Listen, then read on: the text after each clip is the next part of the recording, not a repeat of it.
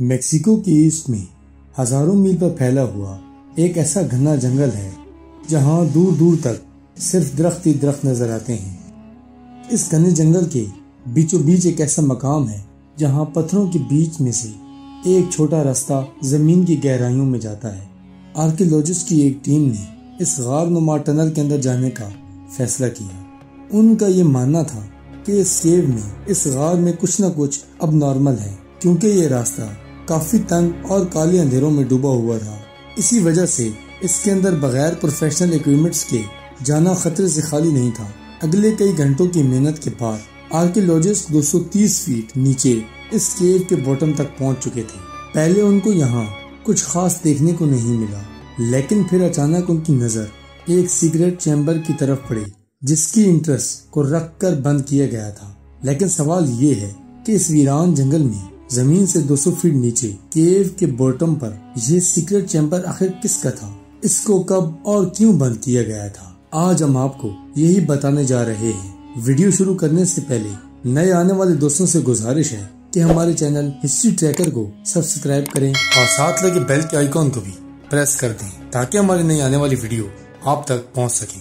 ناظرین، میکسیکو کے ایسٹ میں موجود یہ گھنا جنگل تقریباً 30,000 اسکوائر کلومیٹر کے ایریا تک پھیلا ہوا ہے۔ درختوں کے سمندر کے سائے تلے مایا سویلائزیشن کھوئی ہوئی دنیا کے راز آج بھی چھپے ہوئے ہیں۔ پاسٹ میں ہزاروں سالوں تک یہ پورا جنگل مایا سویلائزیشن کے ہولڈ میں ہوا کرتا تھا، جہاں انہوں نے اپنے کئی شہر آباد کر رکھے تھے۔ اس سویلائزیشن کے لوگ کافی سکلڈ مانے جاتے تھے کیونکہ انہوں نے انشینٹ ایجپشن کی طرح اپنی سٹی میں پیرامڈز بنا رکھے تھے، اور اس کے ساتھ ساتھ یہ لوگ agriculture, pottery, hieroglyph writing, calendar making, mathematics اور آرکیٹیکچر آرٹ ورک میں بھی حد سے زیادہ مہارت رکھتے تھے۔ ایکسپرٹ کا ماننا ہے کہ انشینٹ مائنز اس ایریا میں ٹوٹل 60 سٹیز بنا رکھی تھی، جہاں بڑے بڑے محلات، پیرامڈز اور ٹیمپلز بنائے گئے تھے۔ ان کی ہر سٹی کا الگ کنگ ہوا کرتا تھا جس کو مائنز اپنے گاڈ مانتے تھے۔ ان میں سے کچھ سٹیز کی بلڈنگز تو آج بھی سلامت کھڑی ہیں اور انہیں ڈیلی ٹورسٹ کی بڑی تعداد وزٹ کرتی ہے، لیکن اس گھنے جنگل میں پراپر کوئی روڈ نیٹ ورک بھی نہیں ہے۔ اس کے اندر ہزاروں سال پہلے بسنے والے مایا سویلائزیشن کے راز پورے شہر اور کئی اسٹرکچر بھی چھپے ہوئے ہیں۔ کچھ زمین کے اندر دھنس چکے ہیں، کچھ کو درختوں کے سائے نے انسانی آنکھوں سے اجل کر رکھا ہے، لیکن ماڈرن ٹیکنالوجی کے استعمال سے ہڈن مائن سٹیز اور ان کے اسٹرکچر کو ڈھونڈا جانے لگا ہے۔ ایکسپرٹ اب لائڈر ٹیکنالوجی کی مدد سے درختوں کے سمندر کے پیچھے اسٹرکچر کی نشاندہی کر سکتے ہیں۔ لائڈر جس کا مطلب ہے لائٹ ڈیٹیکشن اینڈ رائزنگ، یہ ایک ایسی ٹیکنالوجی ہے جس سے ایروپلین سے زمین پر لیزر پلس پھینکی جاتی ہیں۔ یہ لیزر پلس درختوں کو بائی پاس کر کے زمین سے ٹکرا کر واپس ایروپلین میں لگے سینسر تک پہنچتی ہے، اور پھر اس ڈیٹا کو پروسیس کر کے گراؤنڈ کی ایک شیپ تیار کی جاتی ہے۔ یہ ایسا ہی ہے جیسے ایکس رے ہماری باڈی کا نقشہ بناتی ہے۔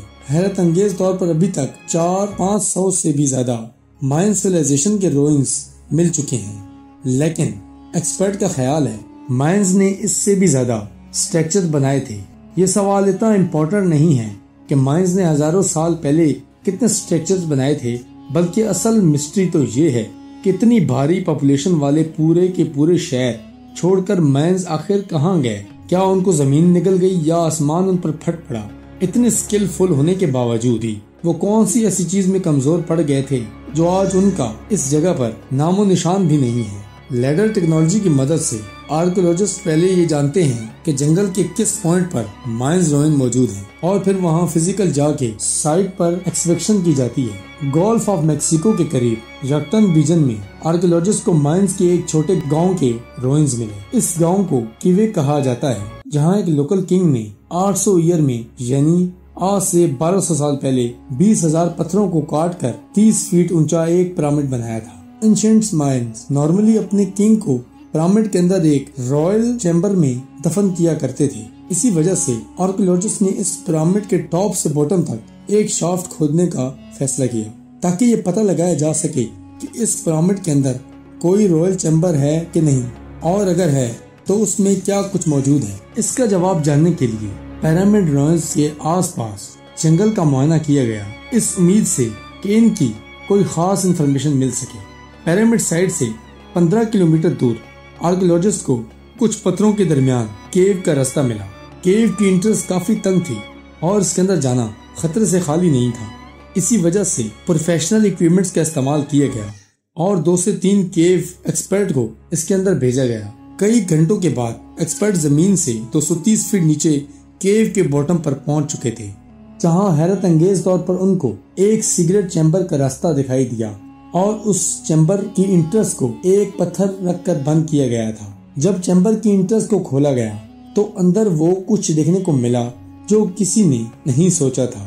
جی ہاں، زمین کی 230 فٹ نیچے کیو کے اس سیکرٹ چیمبر میں بہت ساری استعمال شدہ فائر ٹارچ پڑی دکھائی گئی، جن کو قدیم دور میں روشنی کے لیے جلایا جاتا تھا۔ فائر ٹارچ کے علاوہ یہاں مٹی کے ٹوٹے ہوئے پاٹس بھی ملے۔ یہ معلوم ہوتا تھا کہ یہ جگہ کسی دور میں عبادت گاہ ہوا کرتی تھی، جہاں لوگ کوئی وش پوری کرنے کے لیے یہاں آ کر پوٹ توڑا کرتے تھے۔ اب اس نئے ایویڈنس سے ایک بات تو معلوم ہو گئی تھی کہ کیوک کے اس گاؤں میں ساؤتھ سے مائن کے آنے سے پہلے بھی یہاں ایک سیولائزیشن رہی تھی۔ ان کا رہن سہن اور کلچر لگ بھگ ان جیسا ہی تھا، اور یہی ریزن تھا جس کی وجہ سے ایکسپرٹ ان کو ارلی یا پھر کلاسک مائنز کا نام دیتے ہیں۔ اتنی بڑی پاپولیشن اور ہزاروں اسٹرکچر بنانے والے مائنز کے ساتھ آخر ایسا کیا ہوا تھا کہ وہ اپنا سب کچھ چھوڑ چھاڑ کر یہاں سے جانے پر مجبور ہو گئے اور پھر کبھی لوٹ کر نہیں آئے؟ یہ سوال دنیا کے لیے آج تک مسٹری بنا ہوا ہے۔